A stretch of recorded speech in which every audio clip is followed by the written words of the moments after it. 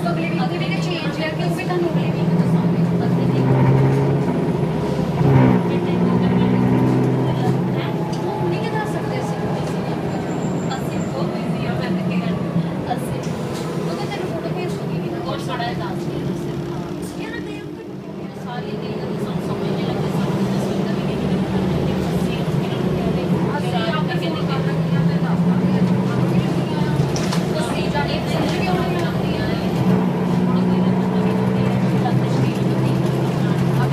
ਜਿਹੜੀ ਹੁਣ ਕਰੂਗੀ ਦੱਸੀ ਜਾਵਾਂਗੇ